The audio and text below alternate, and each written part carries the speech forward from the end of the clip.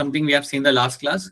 आज की क्लास में हम लोग देखेंगे क्या होता है आपका यहाँ पे respiratory pathway, like amphibolic pathway आपका यहाँ पे क्या होता है, and along with that we try to understand what is my RQ respiratory pathway are the two topics will try to see in this class. और ये खत्म करके will try to solve handful of questions.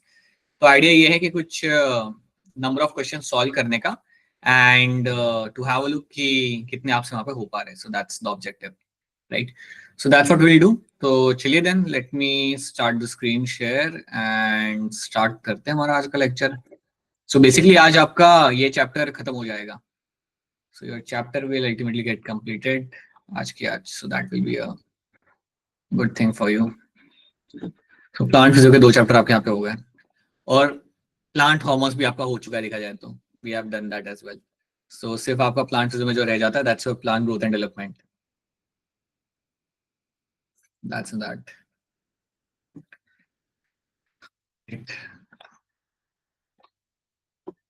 Someone has a question. Major Singh बताइए क्या सवाल है आपका? You don't have a question. You are just checking कि सब सही चल रहा नहीं चल रहा। Okay.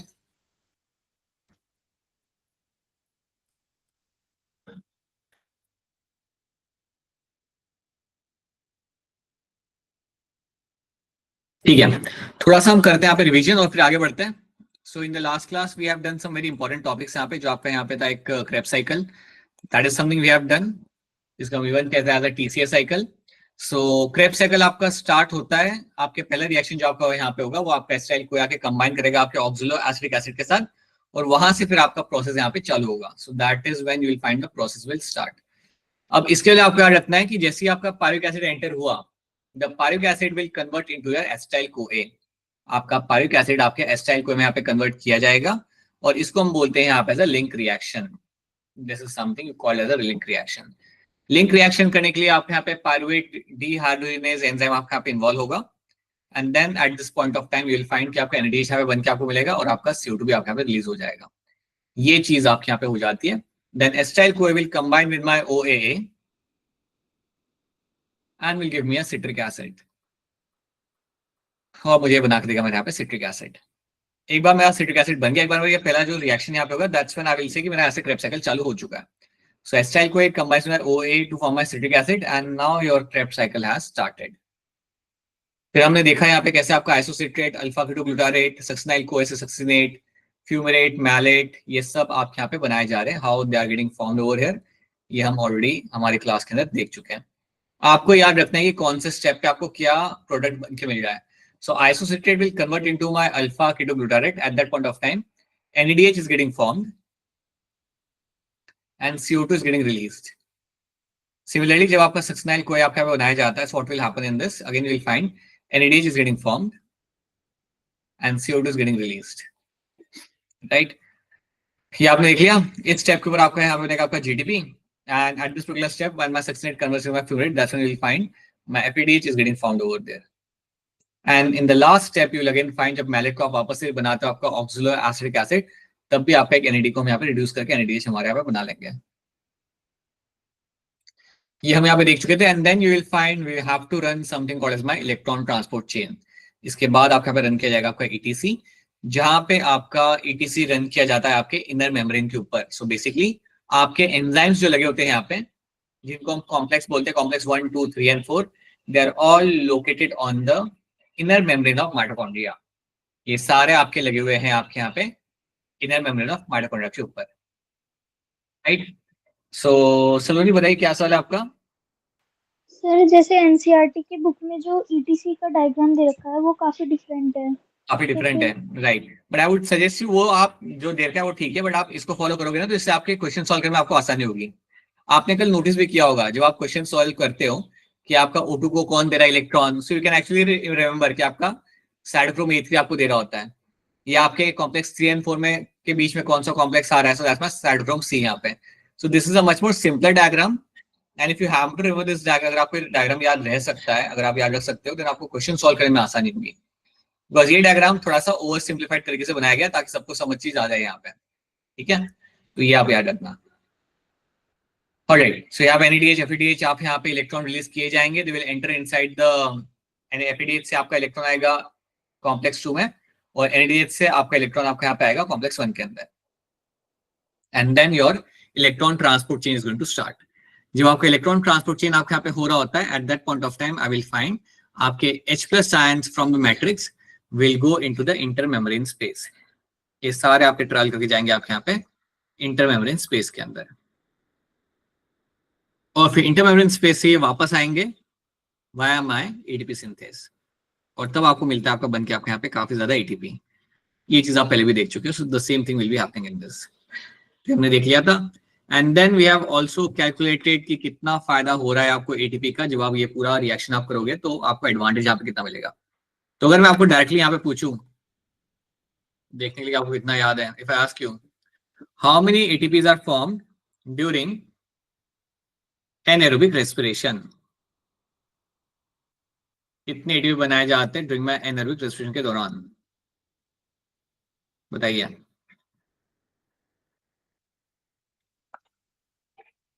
अगर आप कर रहे हो एनारोबिक रेस्पिरेशन तो इसमें आपके कितने ATP आपके यहाँ पे बनाए जाएंगे?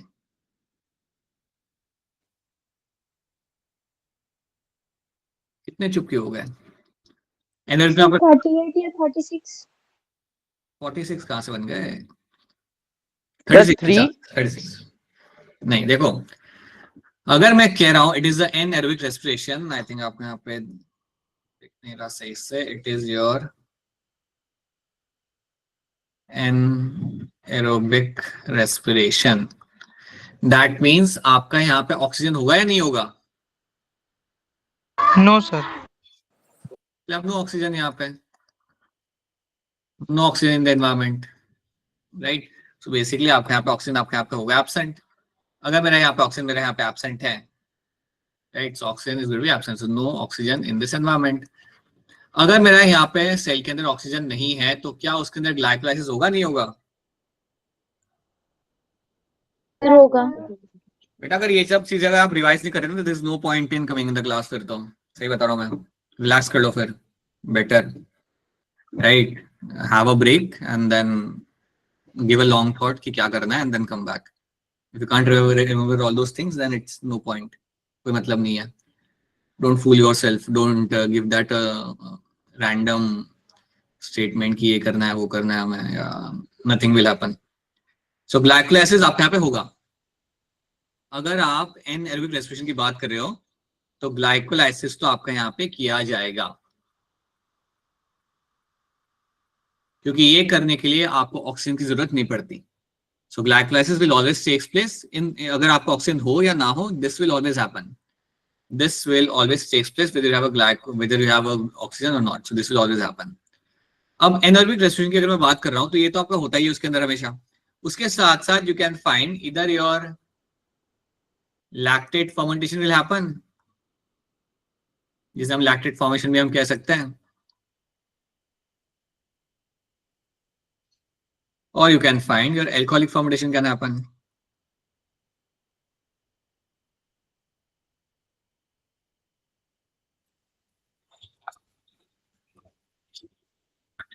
तो अगर आप ये दोनों चीजें करते हो तो अब आप मुझे यहाँ पे ये बताओ कि जब आपका ग्लाइकोलाइसिस किया जाता था देन कितने ATP आपके यहाँ पे बन के मिलते थे? How many ATPs were getting formed in this?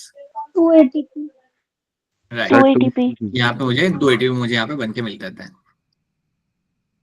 जब मैं लैक्टिक एसिड फॉर्मेशन या मैं एल्कोहलिक फॉर्मेशन करता था तब मुझे कितने ATP मिलते थे यहाँ पे बन के? 0। राइट, सो बिल्कुल they were having like 0 ATPs were getting formed in this।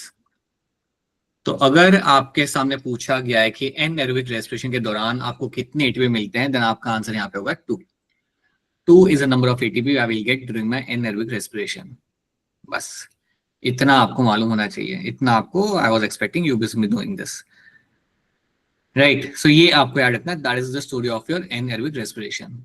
हाँ, जब आपसे पूछा जाता है that what is your aerobic respiration का ATP count when they ask you about the aerobic respiration का count, then you can say हाँ यहाँ पे तो आप करोगे, यहाँ पे तो आपको मिलेंगे काफी ज्यादा ATP। Here I can use a number of my 36। यहाँ पे मुझे मेरे 30x 80 36 80 मुझे यहाँ पे बन के मिल जाता है। अगर एरोबिक रेस्पिरेशन आपके यहाँ पर है, then you will have a presence of the oxygen, that will be all happening in the presence of your oxygen. So oxygen is going to be present in this kind of condition. अगर आपको oxygen यहाँ पे अगर आपके यहाँ पे present है, then you will always find a good amount of ATP will get formed in this, that is going to be 36. क्योंकि आप यहाँ पे ग्लाइकोलाइसिस तो करोगे, देखो ग्लाइकोलाइसिस तो आपका होगा ही होगा यहाँ पे, ये 10 स्टेप रिएक्शन तो आपको करना ही है. इसके बाद you will undertake the Krebs cycle, you will undertake the ETC. ये तीनों चीजें आपकी यहाँ पे की जाएगी. उसमें से क्रेब्स साइकिल ETC तो ऑक्सीजन के प्रेजेंस में ही होगा और एल्सो हो नहीं सकता. So that is why I will find here you will always get to see a bulk of ATP getting formed. तो ये बात आप सबको यहाँ पे याद होनी चाहिए हमेशा. Now we have calculated already the, हमने देख लिया कि हमारा कैलकुलेशन वहाँ पे कैसे बनता है. So we don't have to do this. जो हमने कल की क्लास में, पिछली क्लास में जो हमने वहाँ पे किया था ना कैलकुलेशन की कितने ATPs आपके बन रहे हैं from the NADH and FADH सब मिला के 36 जो हमने नंबर बनाया था, उसको ही हम बोलते हैं यहाँ पे as a respiratory balance sheet. That is only called as a respiratory balance sheet आपके यहाँ पे. Let's start with the amphiolic pathway. Amphiolic pathway में आपका क्या होता है? Let's have a look at this कि इस pathway में आपको क्या होते हुए मिलेगा. So amphiolic pathway is a pathway in which you will get to see कि एक ऐसा pathway जहाँ पे आपको दोनों चीजें होते हुए मिल रही है, catabolism as well as anabolism. So this is a pathway in which you will find catabolism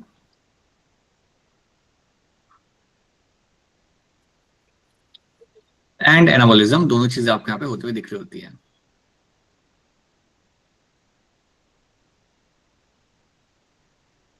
So why respiration is called as my amphibolic pathway? तो इसको हम यहाँ पे समझते हैं.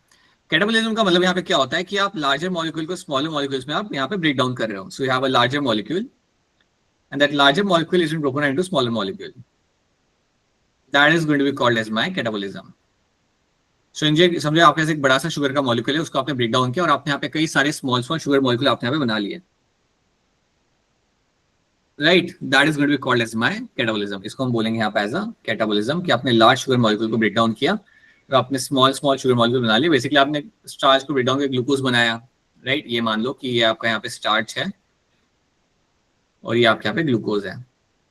तो ये जो आपके ग्लूकोज बनाया गया, दैट्स एग्जांपल ऑफ कैटाबोलिज्म. कोई भी चीज आप ब्रेक कर रहे हो, प्रोटीन को ब्रेक करके आप बना रहे हो आपके अमीनो एसिड, आप फैट को ब्रेक करके आप कुछ और बना रहे हो, फैट एसिड बना रहे हो. So that's all my catabolism. Anabolism यहाँ पे क्या होता है? एनाबोलिज्म आपके यहाँ पे होता है कि आप स्मॉलर पार्टिकल्स को इकट्ठा करके आप एक लार्ज कॉम्प्लेक्स मॉलिक्यूल बना रहे हो. So I am using some small simpler molecules को इस्तेमाल करके if I am making some complex molecule, that is a very good example of my anabolism, right. So it is a building process. Anabolism is always going to be a building process. Building process. इसमें आप यहाँ पे क्या याद रख सकते हो? That you can use the amino acids. Amino acids को यहाँ पे इस्तेमाल करके you can actually form your protein. That's my anabolism. और सेम प्रोटीन को जब आप ब्रेक डाउन करके उसमें से निकाल लो अमीनो एसिड, उसको मैं कह सकता हूँ वहां पे as a catabolism. So be very clear with that. What has been called as my catabolism and what has been called as my anabolism. Catabolism is a breaking process. Catabolism आपका यहाँ पे जो होता है ये आपका एक breaking process है. This is always going to be a breaking process. और ये दोनों प्रोसेस अगर आपके एक साथ हो रहे हो, आई वोंट से एक साथ, बट अगर ये दोनों प्रोसेस अगर आपको एक रिएक्शन में होते हुए दिख जाते हैं या एक पाथवे में होते हुए आपको दिख जाते हैं, then that pathway can be called as my amphibolic pathway. Then उसे हम वहां पे बोलेंगे एज ए amphibolic pathway. तो अभी हम यहाँ पे समझते हैं कि आपका एम्फिबोलिक पाथवे बेसिकली आपका यहाँ पे क्या कह रहा है, what is been happening with my amphibolic pathway के साथ. सी हम यहाँ पे एग्जांपल लेते हैं. Let's take example of a Krebs cycle. Let's take example of my glycolysis and the Krebs cycle as well. देखो, सो क्यों कहा जाता है कि रेस्पिरेशन आपका एक एम्फिबोलिक पाथवे है? तो आप ये सोचो कि जब आप ग्लाइकोलाइसिस कर रहे होते हो, जब आप कर रहे होते हो ग्लाइकोलाइसिस, सो ग्लाइकोलाइसिस करने के टाइम पे what do you get to see? You will find that there is going to be a formation of एक स्टेप आता है जहां पे आपको क्या बन के मिलता है, you are finding your fructose 1,6 biphosphate form, DHE बनेगा, PGL बनेगा, that's all you find happening over there. ठीक है. अब आप याद रखना कि आपके बॉडी के अंदर ना you have to maintain the right amount of protein, your fats, carbohydrate, ये आपको मेंटेन करना होता है बॉडी के अंदर हमेशा. This is something should be always maintained. अब होता क्या है कि अगर आपके फैट को ब्रेक डाउन करते हैं, assume that you have a fat in the body, और इसको मैं ब्रेक डाउन कर रहा हूँ. जब मैं फैट को ब्रेक डाउन करता हूँ, so that will give rise to something called as my glycerol, or it can give rise to some, or and it, along with that it can also give rise to fatty acid. Right. अब जब आपके यहाँ पे fatty acid glycerol आपके यहाँ बनाए जाएंगे, तो आपको याद यहाँ पे रखना है कि आपका जो ग्लिसरॉल आपके यहाँ पे होगा या फैटी एसिड जो आपके यहाँ पे होगा, इसको आप यहाँ पे यूज कर सकते हो डायरेक्टली आपके ग्लाइकोलाइसिस के अंदर. So those things can be directly use in the glycolysis. कैसे? आपका जो ग्लिसरॉल यहाँ पे है, that can be converted into your DHAP.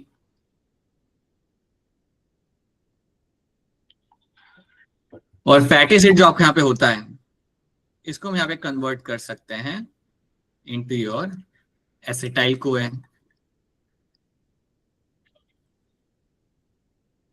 अगर मेरा ग्लिसरॉल यहाँ पे कन्वर्ट किया जा रहा है इनटू माय DHAP, अगर मेरा ग्लिसरॉल यहाँ पे DHAP के अंदर यहाँ पे कन्वर्ट किया जा रहा है, then what will happen?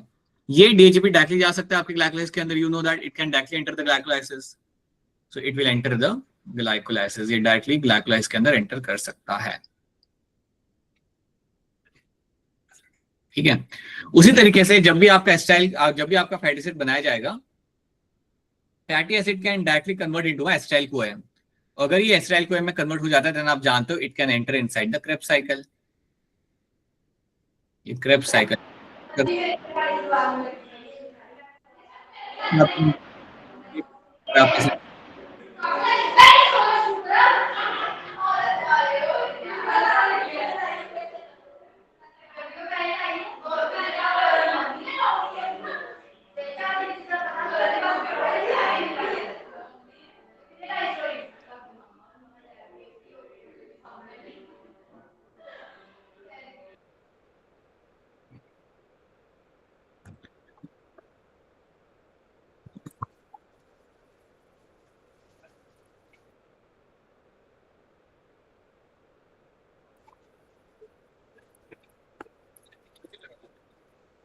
of this helps.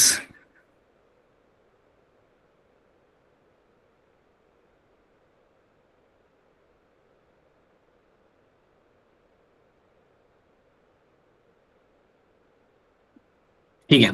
सो यहाँ पे अगर आप बना रहे हो DHAP, then DHAP will enter the glycolysis directly and your fatty acid can also enter the Krebs cycle via forming into my acetyl CoA.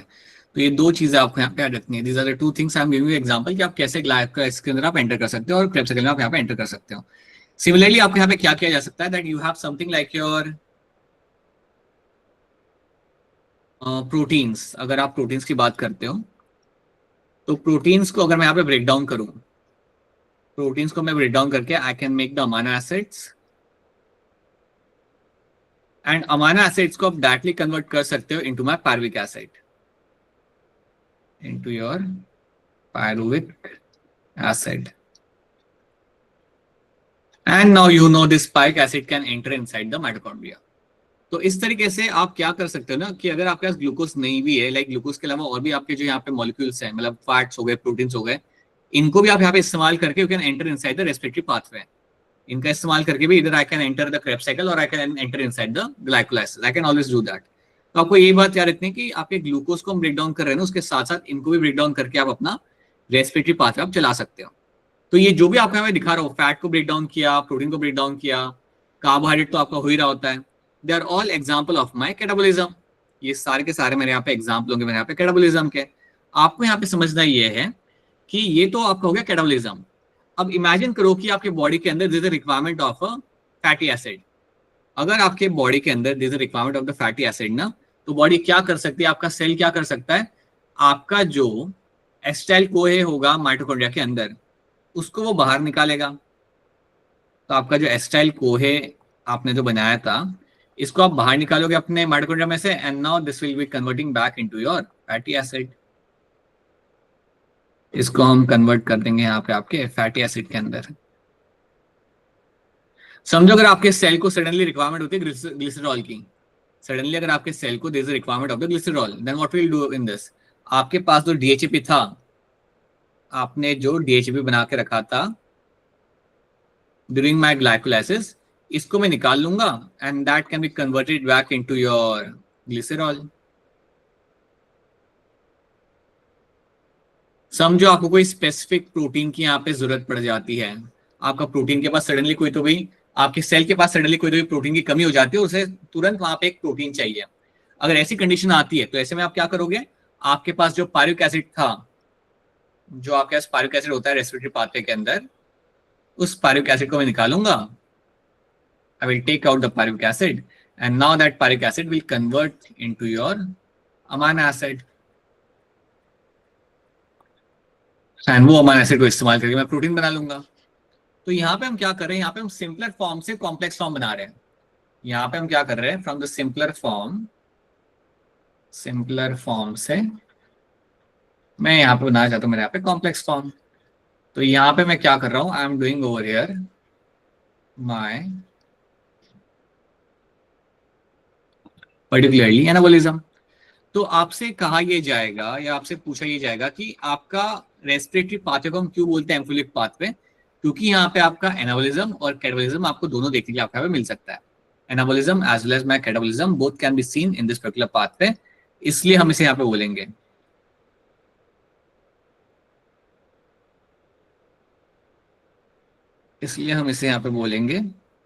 As a amphibolic pathway. ये बात आपको याद रखनी है that both the things can happen in the respiratory pathway के अंदर, and इसलिए हम इन्हें यहाँ पे बोलते हैं एज ए एम्फिलिक पाथवे।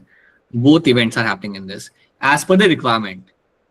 अगर बॉडी को लग रहा है कि यार मुझे ये चीज चाहिए, अगर बॉडी को लग रहा है कि मुझे एक स्पेसिफिक अमाइनो एसिड चाहिए, तो वो टाइम पे ग्लाइकोलाइसिस के अंदर जो भी आपका पायरुविक एसिड बनाया जाएगा उसको आप निकालोगे वहां से बाहर। You will take that pyruvic acid out and you will make the amino acid out of it. So that is why these two events are going to be working in such a manner as per the requirement of the cell. इनका काम करने का तरीका बिल्कुल depend करता है आपके cell के रिक्वायरमेंट के ऊपर। So that is my anabolism and that is my catabolism. तो ये आपको यहाँ पे रखना है याद। पिक्चर आप यहाँ पे देख लो, पिक्चर आपको यहाँ पे बता रही है वही चीज होना को रहती कि फैट का breakdown getting the fatty acid and the glycerol. आपको यहाँ पे glycerol will convert into my DHAP, fatty acid आप यहाँ पे कन्वर्ट किया जाता है इनटू योर सेल कोई के अंदर। ठीक है, सिमिलरली यू कैन फाइंड जब हम अमाइनो एसिड बनाते हैं तो इसको हम डायरेक्टली कन्वर्ट कर सकते हो पायरुविक एसिड के अंदर and they can enter inside the Krebs cycle. Similarly, you can see how the general glucose is getting broken down and how the DHB and G3P is getting formed. तो ये सब जो आपके यहाँ पे हो रहा है, इसके साथ साथ रखना कि ये उल्टा भी जा सकता है। As per the requirement, आप निकाल सकते हो DHP को और आप बना सकते हो अपने यहाँ पे ग्लिसरॉल को, अगर आपको जरूरत पड़ी तो। आप पायरुविक एसिड को यहाँ पे निकाल के you can again form the amino acid, अगर आपको सेल में उसकी स्पेसिफिक जरूरत पड़ जाती है तो ये बातें आपको यहाँ पे रखनी है यार। This is a story which you have to know in terms of my amphibolic pathway. So ये चीज आपको यहाँ पे रखनी है, इसमें और कुछ नहीं है, बस इतनी बातें आपको याद रखनी है। Now let's talk about my respiratory quotient. Respiratory quotient आपके यहाँ पे क्या होता है, जब भी आप किसी बायोमोलिक्यूल को ब्रेक डाउन करते हो, चाहे वो आपका ग्लूकोज हो, प्रोटीन हो या लिपिड हो, याद रखना ग्लूकोज लिपिड प्रोटीन सबको आप ब्रेक डाउन कर सकते हो एनर्जी बनाने के लिए। जनरली आपका बॉडी प्रेफर करेगा आपके यहाँ पे glucose, then protein and then lipid. So you should know that कि जब भी आपका ग्लूकोज, प्रोटीन या लिपिड को आप ब्रेक डाउन करते हो तो एक सर्टेन अमाउंट ऑफ ऑक्सीजन आप कंज्यूम करते हो, एक सर्टेन अमाउंट ऑफ ऑक्सीजन आपने यहाँ पे कंज्यूम करना है। चाहे मैं ग्लूकोज को ब्रेक डाउन करूं, इधर I break down the glucose, protein and fats, हर कोई क्या करेगा आपके यहाँ पे एक सर्टेन अमाउंट में ऑक्सीजन कंज्यूम करेगा और CO2 को रिलीज करेगा। इसी चीज को हम बोलते हैं यहाँ पे as a respiratory quotient. The ratio of volume of CO2 evolved, the ratio of volume of CO2 evolved to the volume of O2 consumed, the ratio of a volume of CO2 evolved to the volume consumed in respiration is called as my respiratory quotient. इसको हम बोलते हैं यहाँ पे respiratory quotient, या इसे हम even बोलते हैं एज अ रेस्पिरेटरी रेशियो। तो RQ की वैल्यू फाइंड करने के लिए आपको दो वैल्यू चाहिए, आपको चाहिए value of CO2 evolve and value of O2 consumed. So whenever we talk about the RQ, so RQ always going to be your the amount of O2 getting evolved divided by amount of O2 getting consumed. कितना आपका CO2 आपका यहाँ पे evolve हो रहा है, कितना आपका यहाँ पे ऑक्सीजन आपका यहाँ पे कंज्यूम हो रहा है. This is going to be the given value of my RQ. अब आपको RQ की वैल्यू फाइंड करने के लिए कोई भी बोलेगा नहीं, कोई generally you don't find that happening in the exam, but आपको ये पूछा जा सकता है कि RQ वैल्यू होती कितनी है. हर एक बायोमोलिक्यूल की आपकी अलग RQ की वैल्यू होती है. So they can ask you directly यहाँ पे that what will be the value of RQ for the biomolecules. So अगर मैं यहाँ पे बात करूँ, you can find RQ of your, let's say, glucose is always going to be 1.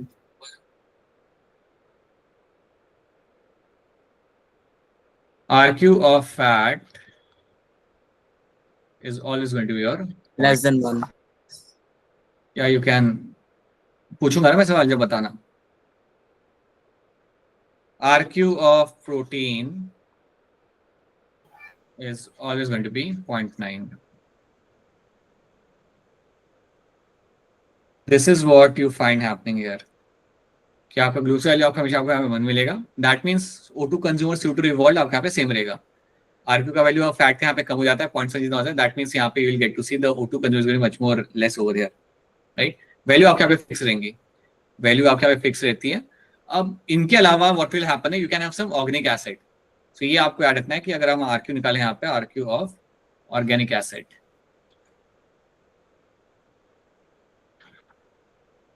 Organic acid मतलब आपका यहाँ पे हो गया let's say oxaloacetic acid, malic acid,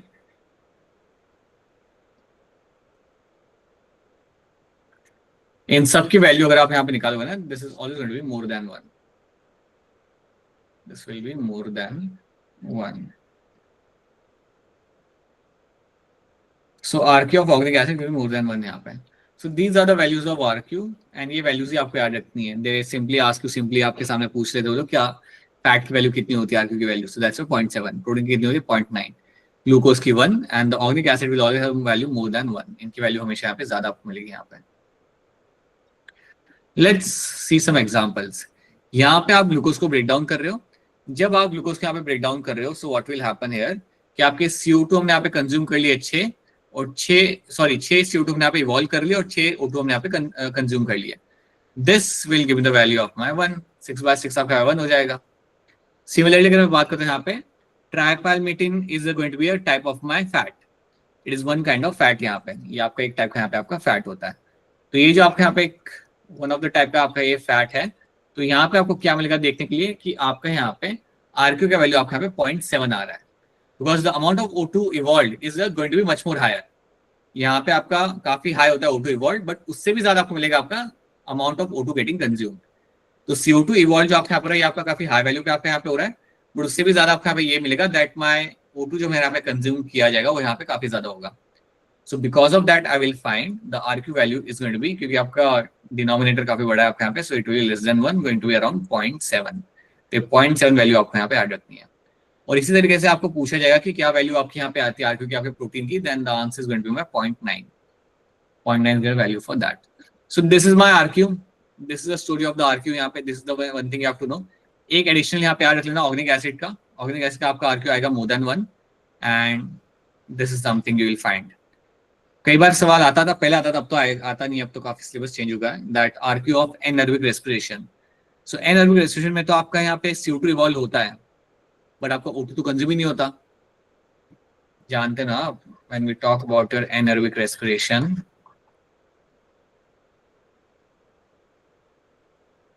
अगर आप कर रहे हो एल्कोहलिक फर्मेंटेशन, एज एग्जांपल मैं आपको दे रहा हूं, तो इसका अगर मैं बोलूं कि इसका निकालो आप यहाँ पे RQ,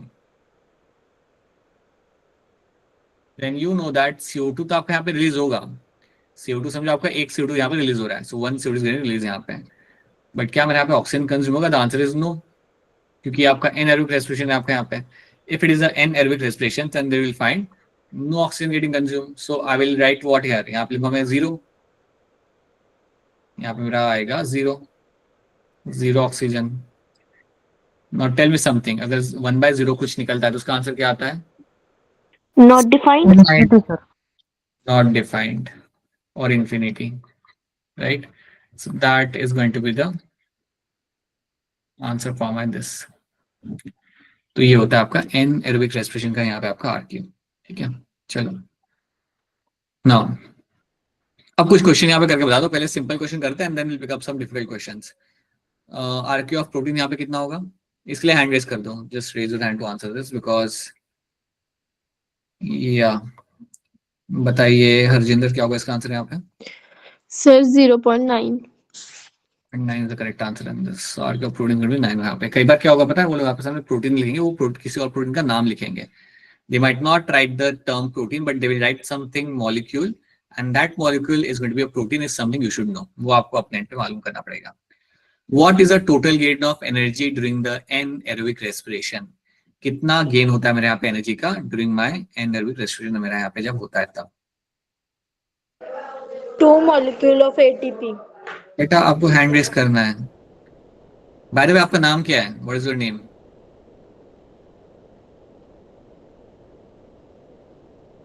बताइए. श्रीपर्णा. क्या होगा इसका आंसर यहाँ पे?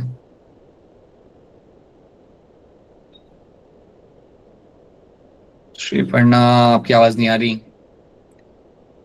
लो बताइए क्या होगा इसका आंसर यहाँ पे? Sir 2 molecule of ATP. मुझे बता दो ये 2 एटीपी बन रहे होते हैं, नहीं कौन से रिएक्शन पे बन रहे होते हैं? They are Sir, form glyc- during my. हाँ वो ठीक है. And tell me the step of reaction when this 2 ATPs are getting formed. That is something I want to know कि सबस्ट्रेट लेवल फॉस्फोराइलेशन जो हो रहा होता है वो कौन से 2 रिएक्शन पे आपके यहाँ पे हो रहा होगा. बताइए पूर्वा.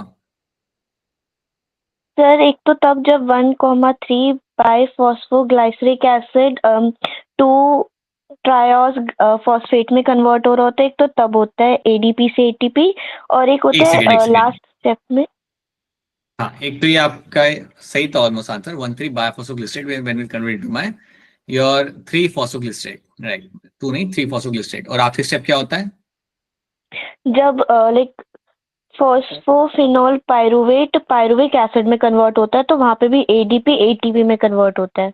Right. So these are the 2 steps, and I'll be finding my ATP is getting formed in this. So 2 molecules of ATP are getting formed in this kind of reaction. ठीक है.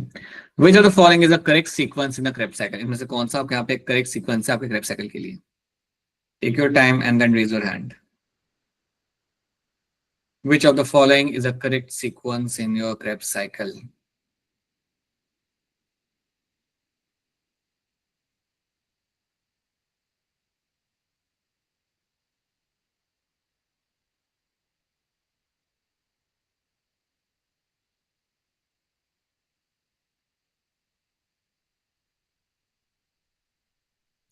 बताइए सौरभ क्या होगा इसका आंसर यहाँ पे? Sir option number B. B कह रहे हो आप? B. B. Okay. Luv sir option D. And Harjinder Singh. Sir D option. Right. Option D बनेगा यहाँ पे correct answer. Isocitrate alpha glutarate and oxalosuccinic acid. That is nothing but my succinate. इसका एक और नाम आपको यहाँ पता है ऑक्सिलोसक्सिनिक एसिड. तो इसलिए ऑप्शन डी बनेगा आपके यहाँ पे एज अ करेक्ट आंसर. ये सीक्वेंस आपके यहाँ पे सही आ जाएगा. तो कई बार अगर कुछ ऐसा टर्म आ रहा है देन आपको कंफ्यूज नहीं होना. You just have to see कि वो टर्म कौन सा है. So that's a succinic acid only. The last terminal cytochrome in the respiratory chain is going to be what? आखिरी साइटोक्रोम रेस्पिरेटरी चेन के अंदर आपके यहाँ पे कौन होता है?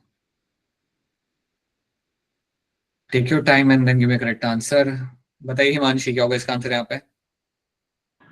Sir cytochrome A3. क्या सब लोग यहाँ पे साइटोक्रोम A3 के साथ यहाँ पे एग्री करेंगे? Yes sir. Yes sir. Yes sir. Right. That's a correct answer. Cytochrome A3 आपके यहाँ पे सही आंसर है. ये आपका लास्ट टर्मिनल साइटोक्रोम आपको हमें यहाँ पे मिलेगा देखने के लिए.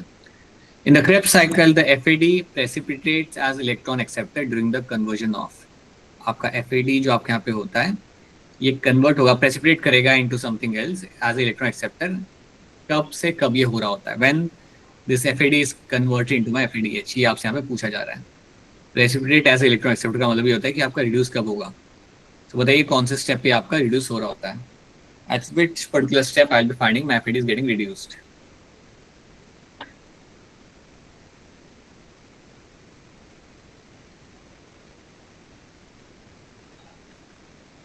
बताइए Saurabh. Sir option D. Luv. Sir option D. Option D आप सबका यहाँ पे सही आंसर है। सक्सिनिक एसिड टू फ्यूमेरेट जो आपका बनाया जाएगा, at this particular step I will finding my FAD will convert into my FADH। इस स्टेप के अंदर मेरे यहाँ पे FAD will convert into my FADH के अंदर यहाँ पे कन्वर्ट किया जाता है। So that's your option D आपका यहाँ पे। Now take your time, read the question carefully and then give me a correct answer. आराम से देखो सवाल को and then बताओ कि इसका सही आंसर यहाँ पे क्या होगा।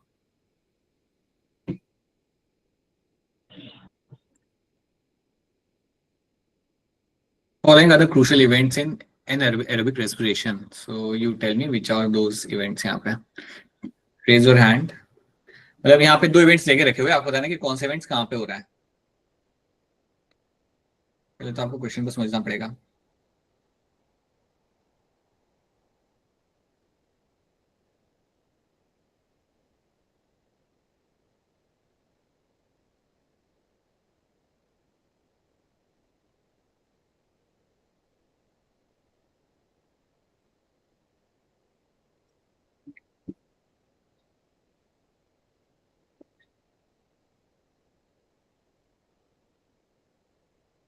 हाँ जी श्रीपर्णा बताइए क्या लग रहा है इसका आंसर आपको।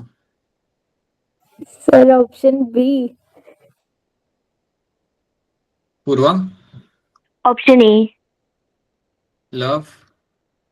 Sir option A. Aftab. Sir option ए।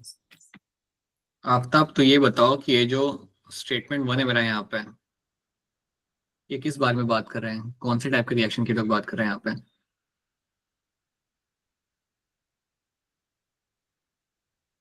क्यों आपने बोला आफ्ताब कि ऑप्शन ए आएगा इसके अंदर। आप ये कह रहे हो कि ये जो 1 है और ये 1 है, ये आपका like it has a relation, so what is happening in the statement 1 यहाँ पे।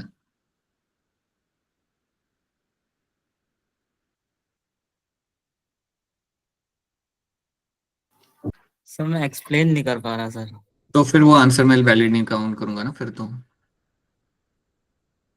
If you are giving me or any of you are giving me the answer ना, चलो आप ठीक है। लव भी अगर मुझे बता रहा है, so there should be reason for that कि यार क्यों उसका वहां पे क्या है एक रिलेशन वहां पे। बताओ लव क्या है, what is why you are saying option है यहाँ पे। So what is happening in my statement 1 जो है, ये किस बारे में बात किया जा रहा है यहाँ पे बेसिकली। सर मैंने स्टेटमेंट सेकंड वाला देखा था, उसके बेसिस पे मैंने ऑप्शन ए कहा। ओके ठीक है, तो मुझे स्टेटमेंट भी बता दो, सेकंड बता दो कि यहाँ पे ये क्या हो रहा है यहाँ पे, what is this like event is happening. Sir जब ये ETC साइकिल चल रही थी तब लास्ट में राइट जब आपने ETC बोला आपका आंसर यहाँ पे सही हो गया। ये जो पूरा इवेंट आपके यहाँ पे जो हो रहा है, passing of an electron removed as a part of hydrogen atom to molecules of O2 with simultaneous synthesis of ATP, that is my electron transport chain। ये हो रहा है मेरे यहाँ पे electron transport chain and you will find your phosphate ATP formation is happening along with that। तो ये जो आपका इवेंट हो रहा है, ये जो आपका प्रोसेस हो रहा है, that is my ETC। अब ETC आप जानते हो that will always happen on the inner membrane के अंदर। ये आपका हमेशा किया जाएगा आपके इनर मेम्ब्रेन के ऊपर।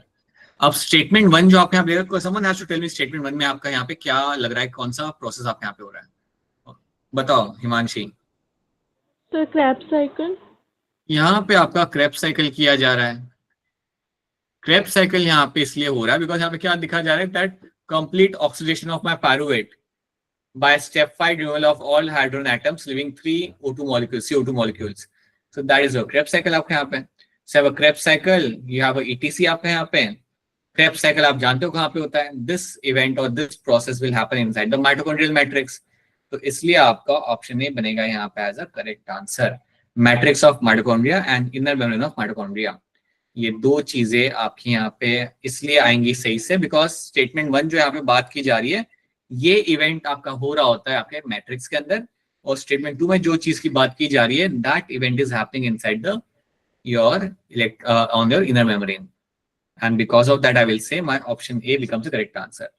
तो आपको जब ये आपने स्टेटमेंट पढ़े तो आपको ये बताना है कि ये मेरा प्रोसेस है क्या और ये कहाँ पे हो रहा है, ठीक है। सो जो भी आगे आपके सामने क्वेश्चन आएंगे उनको थोड़ा ध्यान से समझ के करो, बिकॉज इट्स नॉट कि आप क्वेश्चन सॉल्व कर रहे हो, आप अपना टॉपिक को भी एक तरीके से रिवाइज कर रहे हो, आप समझ पा रहे हो उस टॉपिक को वापस से। तो यहाँ पे यही चीज आपको याद रखनी है, that statement 1 is all about my Krebs cycle, statement 2 is all about my ETC that is happening in the membrane के अंदर। Link enzyme in the cellular respiration is going to be what. अगर link enzyme यहाँ पे लिखा हुआ है तो आप लिंक रिएक्शन को याद करो and then raise your hand.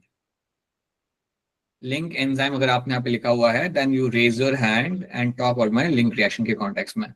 बताइए हरजिंदर क्या होगा इसका आंसर यहाँ पे? Sir option B. Himanshi? Sir option B. Batman वाला बी आपका यहाँ पे बिल्कुल सही आंसर है। हिमांशी बताओगे आपके लिंक रिएक्शन के दौरान किस चीज को हम किस में कन्वर्ट किया करते हैं? सर फर्स्ट स्टेप में CO2 का मॉलिक्यूल रिलीज होता है और NAD को NADH में कन्वर्ट करते हैं। वो ठीक है, राइट, बट हम यहाँ पे क्या से क्या कन्वर्ट कर रहे हैं? What is getting formed in this? Sir इससे एसिटाइल CO को ए बनता है, एसिटाइल को ए आपका यहाँ पे बनता है फ्रॉम व्हाट? पायरुविक एसिड में से आप बनाते हो अपना यहाँ पे acetyl co A, so from here will find your acetyl co A is getting formed, ठीक है। सो दैट्स माय रिलेक्शन, और ये करने के लिए आपको यहाँ पे पायरुवेट डिहाइड्रोजनेज की यहाँ पे जरूरत पड़ जाती है। What is the correct order of stages of aerobic cellular respiration? अगर आप aerobic cellular respiration की आप बात कर रहे हो तो कौन से स्टेप्स आपके यहाँ पे परफेक्ट रहेंगे? Which are the true steps or correct steps in this?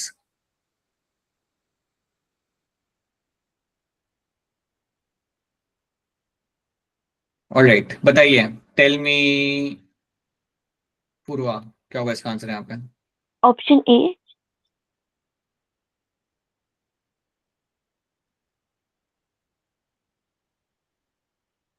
Saurabh? Sir option C. I'm quite surprised you people getting this kind of answers incorrect. Harjinder? Sir option C. Sriparna? Love? Sir option C. It has to be your option C. आपका सबसे पहले क्या होता है? Glycolysis आपका पहले होता है, then you'll find the Krebs cycle will happen and then उसके बाद आपका यहाँ पे होगा ETC. So this is a sequence will follow always. पहले आपका ग्लाइकोलाइसिस किया जाएगा, then आपका Krebs cycle किया जाएगा and then आपका ETC आपका यहाँ पे होगा। अब मुझे फटाफट सब लोग सोच के बताओ, सब लोग हैंड रेज करना, मतलब ग्लाइकोलाइसिस जब आप करते हो तो आपको कितना ATP मिलता है? Raise your hand if you have the answer for this. When you do the glycolysis, how many ATP is getting formed? बताओ सलोनी। Sir 2। 2 ATPs are getting formed, right, ठीक है। अब मुझे सही से बताओ, Krebs cycle जब हम करते हैं यहाँ पे, जब एक पायरुवेट पूरा साइकिल कंप्लीट करता है तो मुझे कितने एनर्जी मॉलिक्यूल्स वहां पे मिलते हैं? Raise your hand to answer this.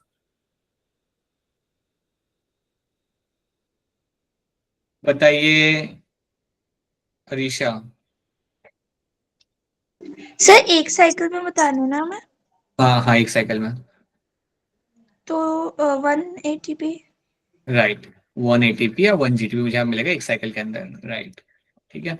तो आपसे पूछा ये जाएगा कि मैक्सिमम अमाउंट ऑफ एटीपीज आपको कहाँ मिलते हैं, तो आपका आंसर यहाँ पे होगा ETC के अंदर। सो मैक्सिमम एटीपी गेन मेरा यहाँ पे होता है इलेक्ट्रॉन ट्रांसपोर्ट चेन के दौरान। So this is the site where I will have the maximum ATP मुझे यहाँ से ही मिलेगा, ठीक है, जब आपका ETC किया जाता है। सो ये वैल्यूज आपको याद रखनी है, should be clear to all of you. Which of the metabolite is common to respiration mediated breakdown of fats, carbohydrate and protein? इनमें से कौन सी चीज यहाँ पे होती है जो आपके कॉमन होती है तीनों के लिए, चाहे आप प्रोटीन को ब्रेक डाउन करो, कार्बोहाइड्रेट को ब्रेक डाउन करो या फैट को ब्रेक डाउन करो, ये चीज तो आपकी बनेगी बीच में। सो what is that one thing? यहाँ पे कर सकते हो आप, ये भी आंसर कर सकते हो, you can answer this as well. बताइए Risha. Option A. Option A तो नहीं आएगा, ये तो जब आप सिर्फ ग्लूकोज को ब्रेक डाउन करोगे तभी आपका ये बनेगा, तो ऑप्शन ए तो आपके यहाँ बैठ गया। Aftab? Sir pyruvic acid. Acid आपका यहाँ पे आ रहा है, ठीक है। Saloni? Sir option C. Saurabh? Option C sir. C happens to be a correct answer, but also understand one thing, यहाँ पे एसिटाइल कोई भी आपको बनाया जा सकता है, एसिटाइल कोए भी आपका यहाँ पे बनाया जा सकता है from this 3 molecules, you can break them down and can form the acetyl CoA as well. But yes, यहाँ पे आपका पायरुविक एसिड बना जाएगा आप यहाँ पे एज आंसर, एसिटाइल कोए भी आप यहाँ पे बना सकते हो। ठीक है, which of the following reaction is an example of my oxidative decarboxylation. इनमें से कौन सा रिएक्शन जो मेरे यहाँ पे हो रहा है, it is the best example of my oxidative decarboxylation. मैं आपको यहाँ पे हिंट देता हूँ, इनमें से कौन से स्टेप के अंदर आपको CO2 रिलीज होते हुए मिल रहा था, इनमें से कौन से रिएक्शन के अंदर you are finding the CO2 is getting released. Think and tell me.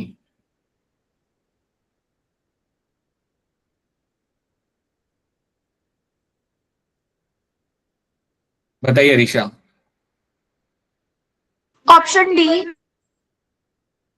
Option D नहीं याद कर ऋषा, आपको क्रेब साइकिल याद नहीं है, याद करना पड़ेगा आपको, ये नहीं याद है आपको ये। बताइए Aftab. Sir option C. Harjinder Singh sir option C. And Saurabh. Sir option C. Option C बनेगा आपका यहाँ पे correct answer, that will be correct answer in this. देखो आप याद करो यहाँ पे पायरुवेट को जब हम कन्वर्ट करते थे हमारे एसिटाइल कोए के अंदर, when we used to convert them into the acetyl कोए,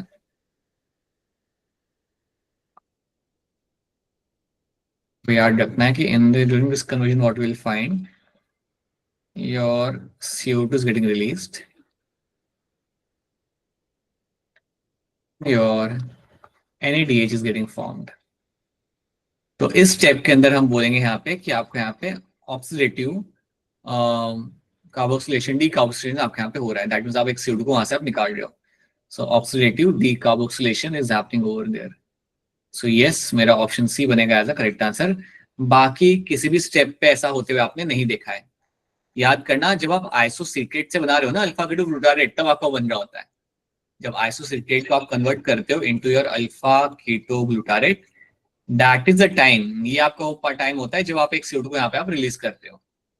जब आपका सिट्रेट आइसोसिट्रेट में आपका कन्वर्ट होता है तो आपका CO2 रिलीज नहीं होता। तो याद रखना, जो भी आपका CO2 NADH बनना चालू करेगा वो इसके बाद बनना चालू करेगा। When my isocitrate will convert into my alpha ketoglutarate and then into my succinyl CoA, that is when you will find the NADH and CO2 is getting released in this। ठीक है, तो ये आपको यहाँ पे याद रखना है। When 2 molecules of acetyl CoA enters the TCA cycle, net gain of the end of the cycle is going to be what? जब 2 मॉलिक्यूल आपके एसिटाइल कोए के एंटर करते हैं TCA साइकिल के अंदर, तो आपको कितना गेन होता है आपको यहाँ पे चीजों का। सो देखिए ध्यान से, think wisely and then give a correct answer.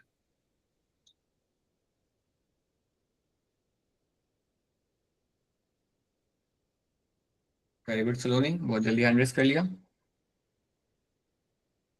बाकी लोग को करने दो। Let the other people take some time to answer this. When 2 molecules of acetyl CoA आपके अंदर आ चुके हैं TCA साइकिल के अंदर, बताओ क्या नेट गेन मुझे यहाँ पे मिलेगा।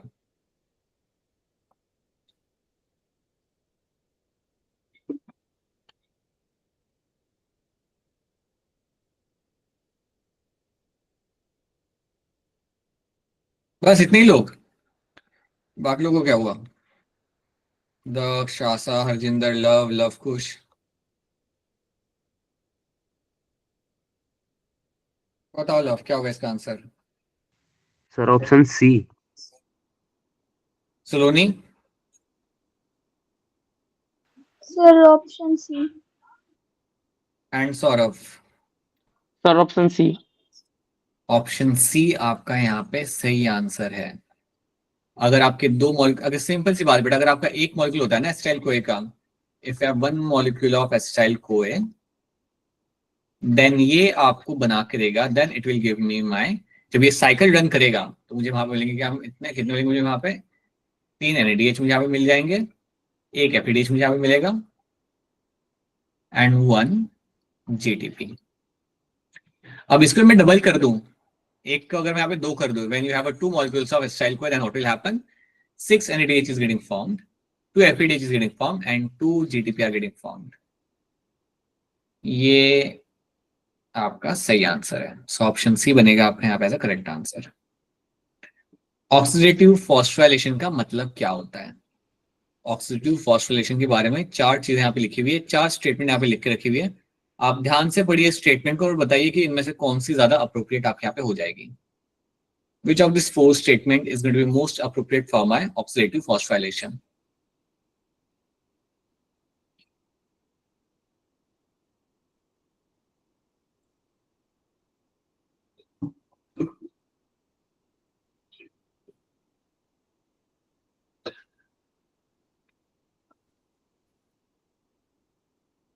इनमें से कौन सी स्टेटमेंट आपके यहाँ पे सही हो जाती है फॉर माय ऑक्सीडेटिव फॉस्फोराइलेशन को लेके?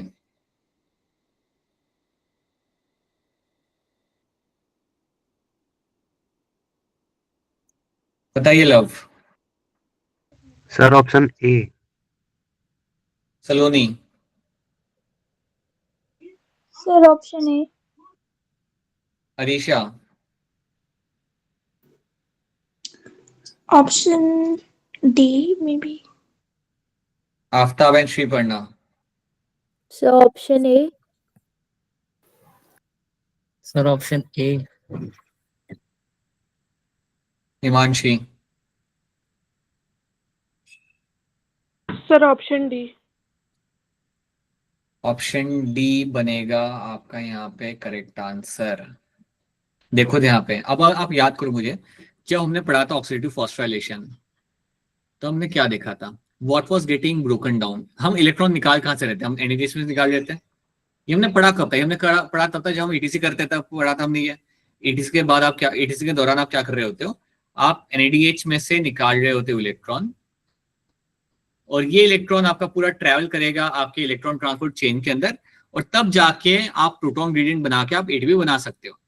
तो बेसिकली इसको आप कर रहे हो, ऑक्सीडाइज कर रहे हो आप इसे यहाँ पे, and then you are able to make some ATP out of it. Ultimately इसको ब्रेक डाउन करके आप एटीपी बना पा रहे हो, उसको बोलते हैं हम यहाँ पे as oxidative phosphorylation. Now if you see the option D, यहाँ पे option D becomes a most appropriate answer. यहाँ पे क्या लिखा हुआ है, formation of ATP by energy release from the electron remove during the substrate oxidation. So जब आपने ये सबस्ट्रेट को ऑक्सीडाइज किया, मतलब आपका NADH को आपने ऑक्सीडाइज किया, उससे जो इलेक्ट्रॉन निकले उनकी मदद से आपने अपना यहाँ पे एटीपी बनाया, उनकी मदद से अल्टीमेटली आप यहाँ पे एटीपी बना पाए। That is going to be a best and correct definition of my oxidative phosphorylation. ये जो डेफिनेशन है ना आपकी यहाँ पे, formation of ATP by transfer of phosphate group to substrate to the ATP, that is not a correct definition. यहाँ पे आप कहीं भी ये जिक्र नहीं कर रहे कि आपको ऑक्सीडेशन हुआ किस चीज का। यहाँ पे आप कहीं भी ये मेंशन नहीं कर रहे दैट स्टेटमेंट ए के अंदर कि आपका ऑक्सीडेशन आपका हो कहाँ पे रहा है, but we know that the oxidation is taking place with NADH and you are finding that your ATP is getting formed वहां पे। एटीपी आपका उसके बाद आपका पे बनाया जाएगा वाया माय प्रोटॉन ग्रेडियंट। तो यस, ऑप्शन डी जो आपका यहाँ पे होगा, it is the most appropriate answer of the 4। समझ आ रही है मैं क्या कह रहा हूँ बात आप सबको यहाँ पे? Is this clear to all of you? Yes sir.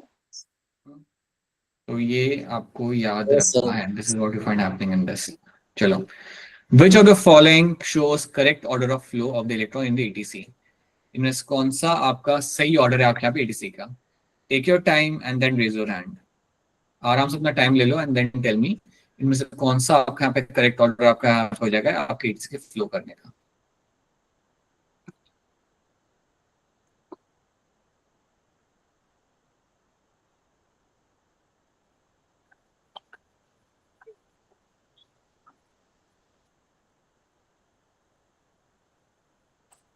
ये भी सोचिए। सलोनी क्या होगा इसका आंसर यहाँ पे? Sir option B. Saurabh. Sir option D. Batman वाला बी आपका यहाँ पे सही आंसर है। विल हैव NADH से आपका आएगा आपका FMN, वहां से FES iron sulphur complex, then ये आपका होगा ubiquinone mobile electron acceptor, then cytochrome B, FES, C1, then you have a cytochrome C आएगा यहाँ पे C, A and A3 and then oxygen. So that's a correct sequence over here. Option B बनेगा यहाँ पे आपका correct answer. Which one of the following is the complex phi of the ETS of the inner mitochondrial membrane? कौन सा आपका complex phi होता है आपके inner mitochondrial membrane का? So कौन सा आपका complex phi है?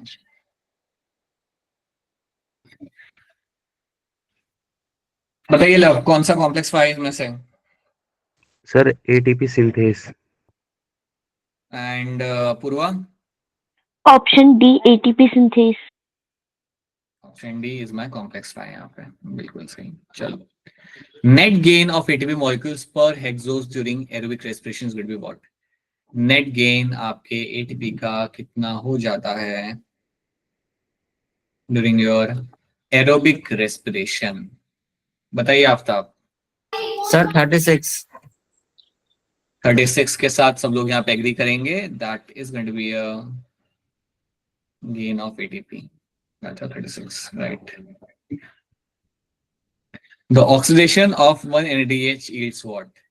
जब एक NADH को आप यहाँ पे ब्रेक डाउन करते हो तो आपको यहाँ पे क्या मिलता है? What do you get to have when you break down one NADH molecule यहाँ पे अपना? So again, take your time and then give me a correct answer. बताइए हरजिंदर। Sir 3 ATP। और अगर FADH होता तो? Sir 2 ATP। Which of the following step is associated with the ATP formation?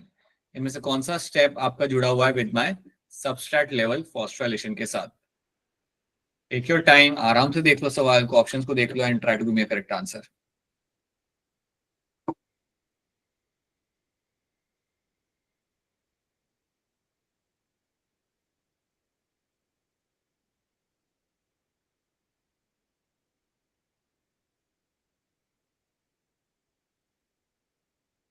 हो जाएगा, आसान सवाल है, कोई इतना मुश्किल सवाल है नहीं जितना आप लोग टाइम ले रहे हो। पूछा ये गया है कि इनमें से कौन से स्टेप के ऊपर आपको सबस्ट्रेट लेवल फॉस्फोराइलेशन होते हुए आपको मिल जाता है।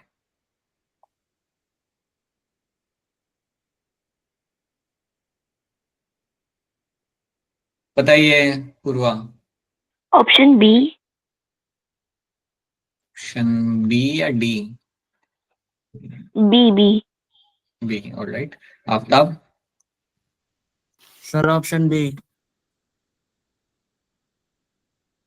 Saurabh? Sir option D. Luv? Sir option D.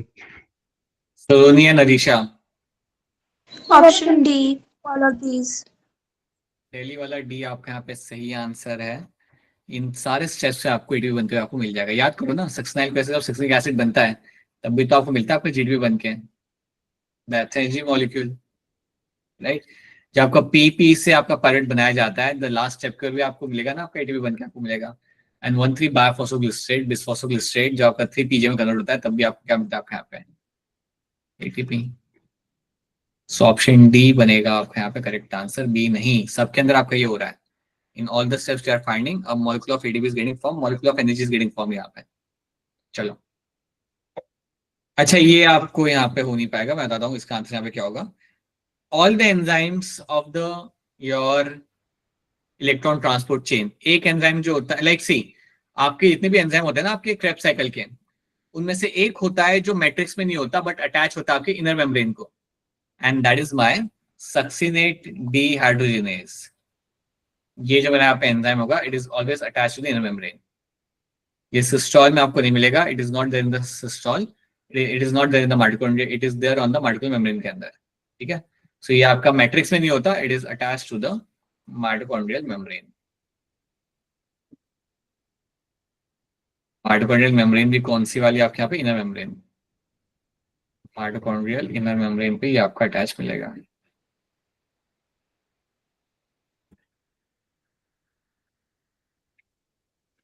Select the correct sequence of formation of given intermediates of Krebs cycle. इनमें से करेक्ट सीक्वेंस बताइए आपके यहाँ पे Krebs cycle का। Take your time and then give me correct answer. पूर्वा बताना चाहते हो? बता दो जल्दी, चलो। Option C. Pariksha Luv? Sir option option C. C. And Harjinder? Sir C option. Right. Succinate से फ्यूमेरेट, फ्यूमेरेट से मैलेट, मैलेट से OA, that's a correct sequence. बिल्कुल right, very good. Krebs cycle एक दो बार लिख लोगे, आपको ये सारे सीक्वेंस आपको वैसे ही याद हो जाएंगे। खुद से पढ़ेंगे आप लोग, I won't help you in this, you will read from your side and then give me correct answer.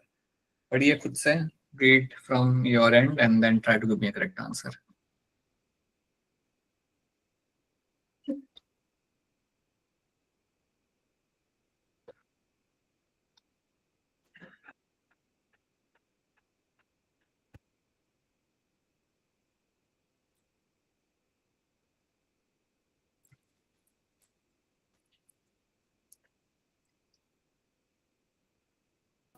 Sir आपकी वॉइस नहीं आ रही। नहीं, मैं कुछ बोल ही नहीं रहा। बताइए आफ्ताब, बोलिए क्या होगा इसका sir answer? Option B.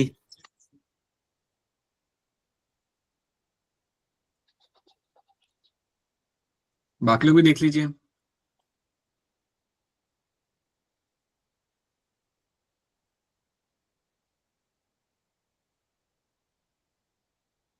It's a very simple question. The pathway of respiration common in all living organism is going to be X. That's your glycolysis. Glycolysis सबके लिए common होता है।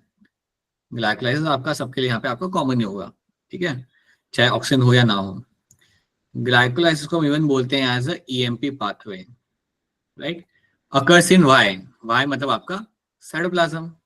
ग्लाइकोलाइसिस आपका हमेशा किया जाएगा आपके साइटोप्लाज्म के अंदर, and the product formed are my 2 molecules of my pyruvic acid. So option B बनेगा आपका यहाँ पे एज अ करेक्ट आंसर। बिल्कुल सही, right. The end product of glycolysis, बहुत ही आसान सवाल, जल्दी सब लोग आंसर करिए, आगे बढ़ते हैं, बहुत चीजें करने हमें, ये सब सवाल नहीं करना है। बताइए Saurabh. Sir option C pyruvic acid.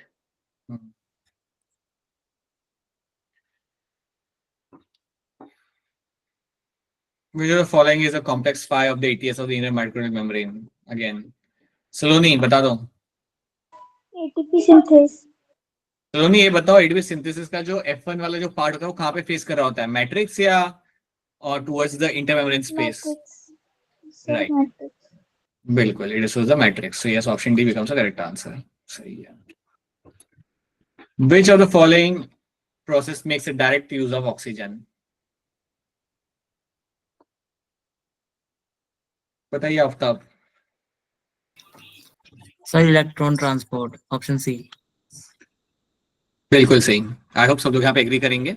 Etc के अंदर ही आप यहाँ पे ऑक्सीजन का डायरेक्ट यूज आप यहाँ पे देख पाते हैं, जब उसे वो एक्सेप्ट करता है अपने इलेक्ट्रॉन्स को।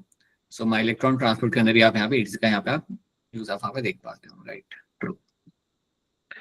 The process of oxidative phosphorylation takes place. Oxidative phosphorylation इनमें से कौन से ऑर्गेनेल में आपको होते हुए मिल जाता है? Raise your hand to answer this. All of you can do this. आसान सवाल है बेटा, ये तो हमने करा तो था। What is oxidative phosphorylation? So tell me, where does the oxidative phosphorylation will actually takes place? बताइए लव, बोलिए। Sir mitochondria. Mitochondria, and all of you should agree on this. The answer is always going to be none other than your mitochondria. यहाँ पे आपका किया जाता है आपका यहाँ पे oxidative phosphorylation। बिल्कुल सही। Read the question by yourself and then give me a correct answer.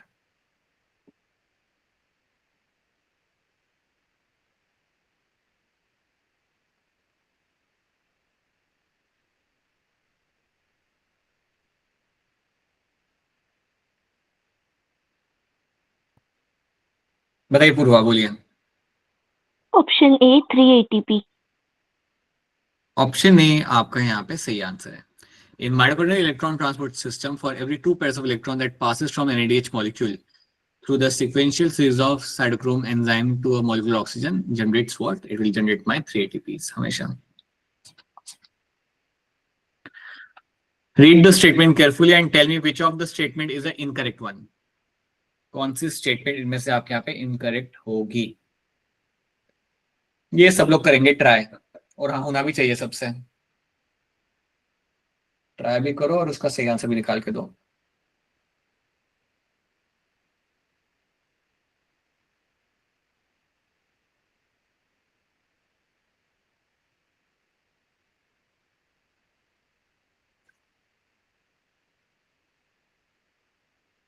बताइए दिशा, बोलिए।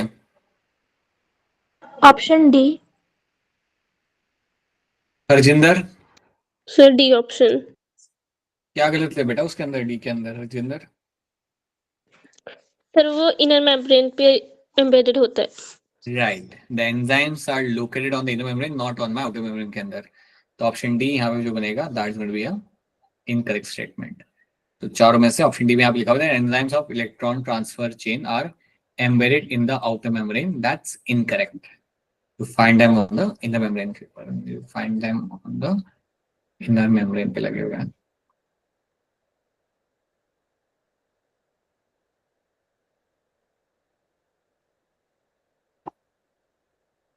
RQ for glucose is going to be what? Glucose का RQ यहाँ पे आपका क्या हो जाता है?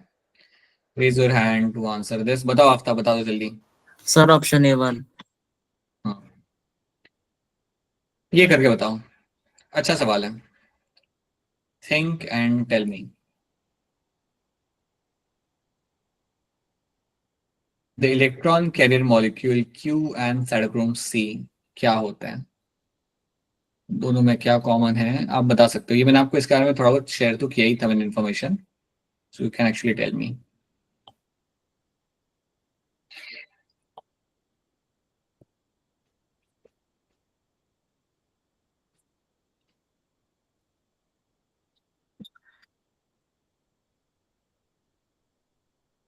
बताइए Aftab. Sir option D. Saurabh sir option D. And Adisha. D sir. Adisha की आवाज नहीं आ रही, Saloni. Sir option D. D is the correct answer. याद रखना यूबिक्विनॉन, क्यू मतलब आपका यूबिक्विनॉन जो आपका बीच में फ्लोट करता था, अगर आपको याद होगा तो मैंने आपको बताया था it's a mobile electron carrier. और उसी तरीके से आपको जो साइटोक्रोम सी होता है वो भी आपका 3 and 4 के बीच में आपको मिलता है, so it is also mobile electron carriers. So are mobile carriers that transfer the electrons within the electron carrier complexes. So ubiquinone और cytochrome C are my mobile electron carriers. So ये बात इनके लिए यहाँ पे सही है, option D is the correct statement for them. Read from your side and then raise your hand.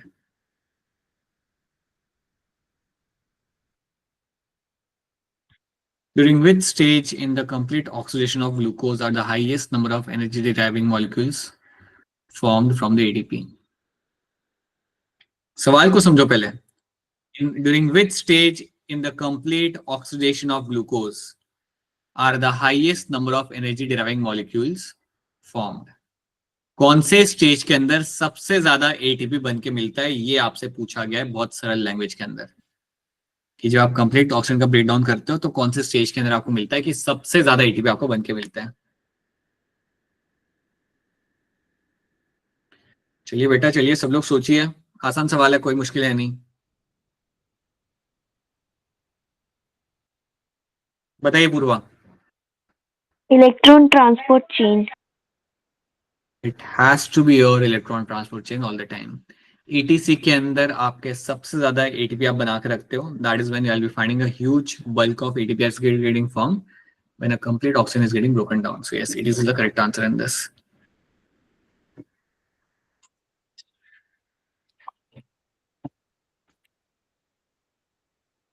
So these are the questions we have done. ये कुछ हमने यहाँ पे क्वेश्चन सॉल्व किए। So we have roughly solved around what 15 to 20 questions हमने आज यहाँ पे सॉल्व किए। You have to solve some more number of questions from your side. अपने साइड से भी ज्यादा क्वेश्चन आप सॉल्व करिए and make sure that you have everything you know in bits and pieces में जो भी आपको यहाँ पे सिखाया गया है, you know everything. So यहाँ पे आपका ये चैप्टर खत्म होता है। Amphiolic pathway, RQ, Krebs cycle, ETC and your glycolysis. So you are done with this particular chapter. अब जैसे कि मैंने आपको बोला था यहाँ पे, you can write a question in the chat Aftab. जैसे कि मैंने आपको यहाँ पे बोला था that I'll be sharing with you one of the hybrid assignment of this 3 chapters. Plant hormonal chapter का हमने सिर्फ plant hormones वहाँ पे करे हुए हैं। We haven't done the plant growth वाला part, but still क्योंकि आपने स्कूल में पढ़ा हुआ है then आपको कुछ क्वेश्चन तो वहाँ से आ जाएंगे। So assignment solve करो and get back to me. अच्छा, ये सब तो ठीक है। आपका होगा एग्जाम संडे को। संडे को आपका आ रहा है पूरा 11th ग्रेड का पूरा सिलेबस, पूरा सिलेबस मतलब सब कुछ आ रहा है। So उसमें आपका एनिमल फिजियो भी आएगा, प्लांट फिजियो भी आएगा, पहले 10 चैप्टर भी आपके यहाँ पे आएंगे। तो आपको करना क्या है, आपको जो चैप्टर अच्छे से आते हैं, चाहे मैंने पढ़ाए हो चाहे आपने स्कूल से पढ़े हो, राइट, जो चैप्टर आपको अच्छे से आते हैं पहले आप उनके ऊपर फोकस करो। मेक श्योर कि वहां से आपके आंसर गलत ना निकले।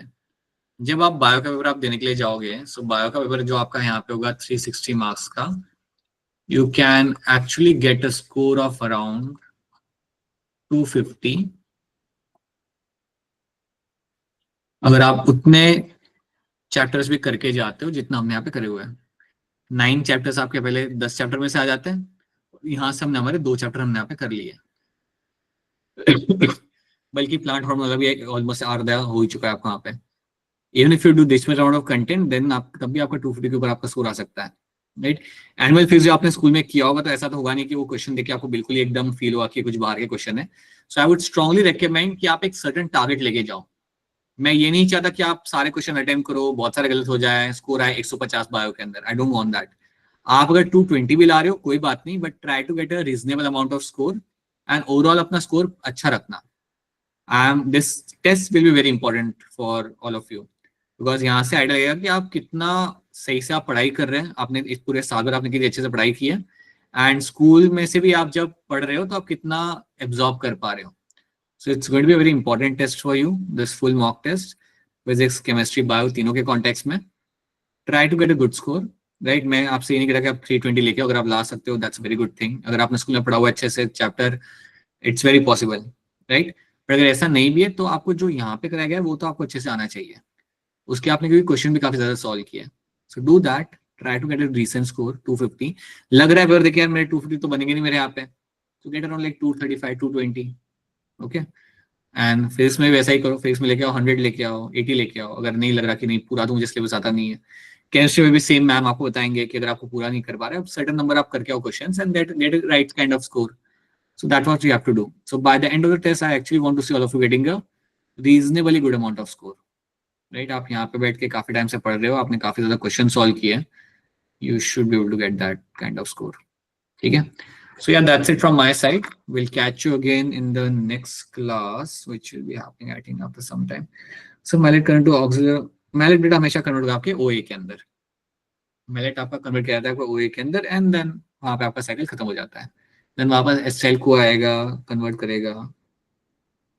कि कुछ चैप्टर नहीं पढ़े हैं, ओके भाई, प्योर प्रोटीन और फैट्स नेवर यूज करे जाते बेटा, करे जाते हैं। आपके प्रोटीन और फैट्स को भी हम यूज करते हैं, रेस्पिरेटरी सब्सट्रेट की तरह यूज किए जाते हैं। ग्लूकोज आपका पहला ऑप्शन होता है, glucose is the first option, because glucose का ट्रांसपोर्ट कराना इजी होता है एंड इसको ब्रेक डाउन करने के लिए भी आपको बहुत ज्यादा O2 का कंजम्पशन ज्यादा नहीं होता। अगर आप फैट्स की बात करते हो तो आप जानते हो यहाँ पे that you will actually get to see a much more higher amount of O2 consumption यहाँ पे, okay. So that is why you don't go for those kind of break down. So yes, mallet will come into my OA. Luv मैंने बता दिया आपको यहाँ पे। Chapter नहीं पढ़े, कौन से चैप्टर आपने नहीं पढ़े Arisha? Arisha is there? Sir last के 2 चैप्टर मतलब लाइक लोकोमोशन मैंने थोड़ा सा पढ़ा हुआ है, पर जो लास्ट वाला चैप्टर है वो नहीं पढ़ा हुआ ऐसा है, काम कर क्योंकि सकते मैम ने हैं। ना बहुत स्कूल में ओवरव्यू टाइप्स दिया था, ऐसे कुछ पढ़ाया नहीं था, वरना मैं कैच भी कर सकती थी उसको थोड़ा सा। नहीं मैं समझ रहा हूँ, वो कई बार सिलेबस कंप्लीट करने का रश होता है ना, तो कई बार हो जाता है टीचर के एंड से भी।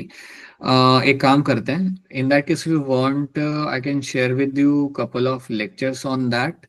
वो लेक्चर की अच्छी बात क्या है कि जो मैंने 12 को पढ़ाया था वो चीज वो शॉर्ट में है lectures, and they cover a major chunk of neural control and chemical control as well. So if you happen to see that lecture, chemical control का तो 2 लेक्चर में डिवाइड किया हुआ है, सो अगर आप वो देख सकते हो ना 2 लेक्चर को, आपको काफी हेल्प मिल जाएगी। That will be a help for you, right.